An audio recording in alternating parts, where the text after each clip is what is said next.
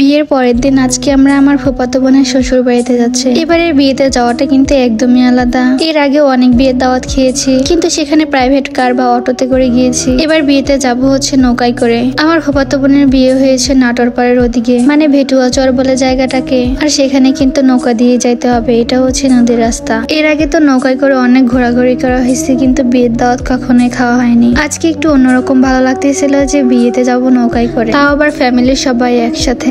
আমরা বাড়ি থেকে রেডি হয়ে ফুপুদের এখানে চলে আসলাম। আমার ফুপুর বাড়ির সামনে পরিবেশটা কিন্তু অনেক সুন্দর। বন্যার সময় এই রাস্তাঘাট সবকিছু পানি দিয়ে একদম ভর্তি হয়ে যায়। এই যে গাছগুলা দেখতেছেন, এগুলা কিন্তু পানির তলাতে থাকে। তখন এই জায়গাটাতে নৌকাতে ঘুরতে অনেক ভালো লাগে। তো যাই হোক, এর দিকে সবাই রেডি হয়ে চলে আসতেছে। যেহেতু এটা ঈদের সময়, তার জন্য কিন্তু সবাই আছে এখন। আর সবাই মিলে একসাথে ঘুরতে যাওয়ার তো মজাই আলাদা। এবার আমরা সব বোনেরা প্ল্যান করছি যে সবাই মিলে শাড়ি পরে যাব। আমি তো এর আগে শাড়ি পরে কোথাও ঘুরতে যাইনি, এটাই আমার ফার্স্ট টাইম। শাড়ি পরে হাঁটতে অনেক আনইজি লাগতেছিল।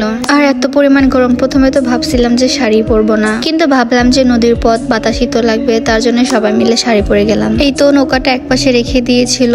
আমরা আসার পরে আবার নৌকাটাকে সামনের দিকে এগিয়ে নিয়ে আসতেছি। এখান থেকে আমরা সবাই মিলে নৌকাতে উঠবো। আমার ফুপা তো প্রথমে ছোট একটা নৌকা ভাড়া করছিল, কিন্তু সবাই আমরা অনেক বেশি ভয় পাই। তার মধ্যে আবার কোণের দেওয়া জিনিসগুলো নৌকাতে উঠবে। পরে আবার এই বড় নৌকাটাকে ভাড়া করা হয়েছে। তো সবাই মিলে এখন নৌকাতে উঠতেছি। এত পরিমাণ গরম লাগতেছিল আর অনেক বেশি রোদ উঠছে। মনে হচ্ছিল যে কখন নৌকাটা ছাড়বে আর কখন একটু বাতাস লাগবে। আমরা কিন্তু শুধুমাত্র 25-26 জন যাচ্ছি বিয়ের দাওয়াত খাওয়ার জন্য। এদিকে দেখি একটা লোক গরুগুলাকে নদীতে গোসল করিয়ে ওপারে নিয়ে যাচ্ছে। ওপারে নিয়ে যাওয়ার কারণ হচ্ছে ওই পারে নাকি অনেক ঘাস আছে, সেখানে গরু ছাগল সবকিছুই ঘাস খায়। গরুর জন্য তো এটা অনেক উপকার হয়েছে। একদিকে গোসল করা হয়ে যাচ্ছে, আবার খাওয়া হয়ে যাচ্ছে। চর এলাকার, নদী এলাকার মানুষজনের জন্য গরু ছাগল পালার কিন্তু অনেক সুবিধা। তো যাই হোক, এখন নৌকাটাকে ছেড়ে দিচ্ছে। প্রায় 1 থেকে 1.5 ঘন্টা সময় লাগে ছেলের বাড়িতে যাইতে। এখন যেহেতু নদীতে সেরকম ভাবে পানি আসেনি, তার জন্য একটু ঘুরেই যাওয়া লাগতেছে। যখন নদীতে পানি অনেক থাকবে তখন কিন্তু বেশি সময় লাগবে না, প্রায় আধা ঘন্টা সময়ে যাওয়া যাবে। এত গরম, তার জন্য তো আমরা যাইতে চেয়েছিলাম না, কিন্তু পরে ভাবলাম ফুফাতো বোনের যেহেতু এত দূরে বিয়ে হয়েছে, আর তো জীবনেও যাওয়া হবে না, তার জন্য পরে ভাবলাম যে এবার যেয়ে ঘুরে আসি।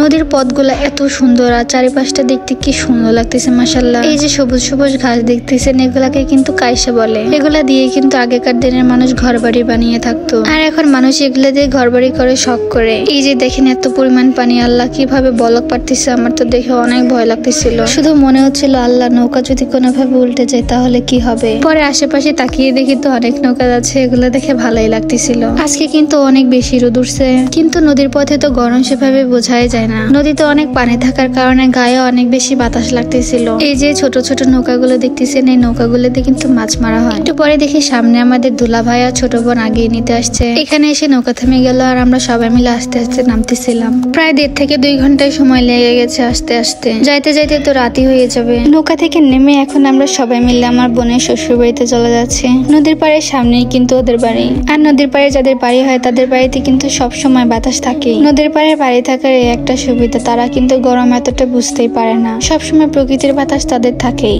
এই যে নৌকায় করে এত দূর আসলাম, আমার কাছে কিন্তু খুবই ভালো লেগেছে। এখন তো আমার কাছে আবার মনে হচ্ছে যে খাওয়া দাওয়া করে এখনই আবার নৌকায় চলে ঘুরে বেড়াবো, কারণ নৌকার ভিতরে যে কি সুন্দর বাতাস লাগে, সারাদিন ঘুরলেও ঘুরতে ইচ্ছা করবে। বাড়ির ভিতরে এসে দেখি প্রচন্ড গরম। বিয়ে বাড়িতে তো ডেকোরেশন থেকে আনা বড় বড় ফ্যান সেট করা হয়, কিন্তু শুনলাম এখানে নাকি ডেকোরেশনের কোনো ব্যবস্থা নেই, তার জন্য আর এগুলা নিয়ে আসতে পারেনি। গরমের ভিতরে অনেক কষ্ট করে খাওয়া দাওয়া শেষ করে আবার নদীর পাড়ে চলে আসলাম, কারণ নদীর পাড়ে মোটামুটি একটু ভালোই বাতাস আছে।